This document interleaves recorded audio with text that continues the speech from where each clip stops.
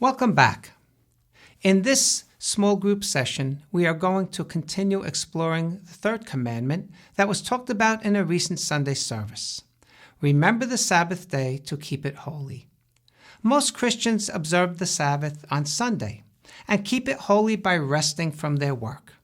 Let's explore what it really means to rest from our work. When referring to keeping the Sabbath day holy, we often interpret rest as being based on the creation narrative in Genesis 2:2. And God rested on the seventh day from all his work which he had done. This is the basis for the rest mentioned in Hebrews 4, verses 9 to 10. There remains therefore a rest for the people of God. For he who has entered his rest has himself also ceased from his works, as God did from his. Notice that the verse says when we cease from our work, we enter God's rest.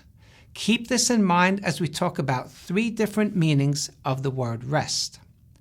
The first meaning of rest that we will look at from the Bible is the rest that the Israelites were promised as part of receiving the promised land.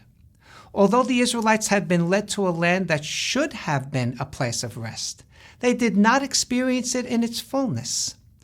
So the promised land, our first meaning of rest, did not really provide what the people had thought it would.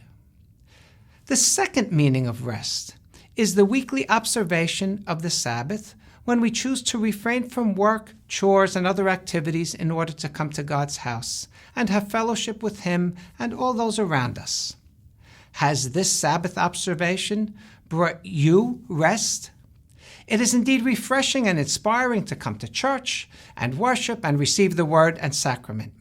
But are we finding renewal and deep satisfying rest in it?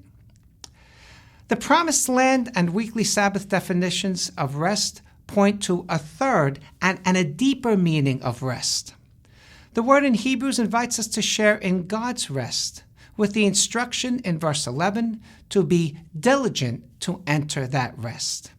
This type of rest is focused on eternal life and makes it clear that we must work, with the understanding that we are dependent on God to work in and through us. Maybe you're starting to realize something. His rest, God's rest, is more than just stopping our activities for a day and taking a break to worship him.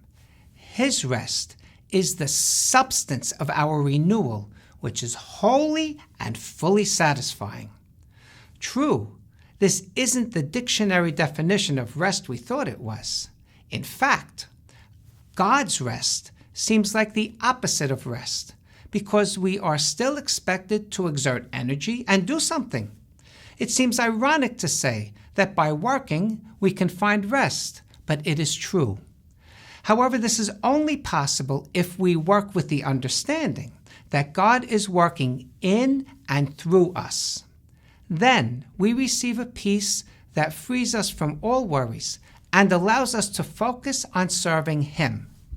Working with the realization that God is with us releases us from self-dependence.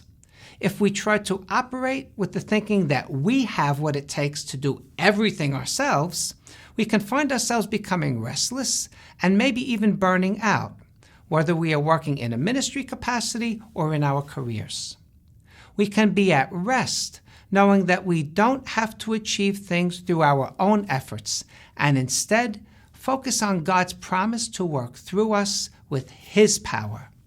He gives us exactly what we need in order to do his work. Working from a position of godly rest also releases us from pride. If we realize that God is working through us, that allows us to accomplish things in his will, and we lose the desire to boast. We can look at Psalm 127, verse 1, as proof that our human effort is never enough. Unless the Lord builds the house, they labor in vain who build it. Unless the Lord guards the city, the watchman stays awake in vain. We need our God. Without him, we can never have complete rest. When we try to rest without God, we may relieve our outward and physical fatigue, but we will not satisfy our need for the rest that he promises us. Relief can only come by working out of the rest that God provides.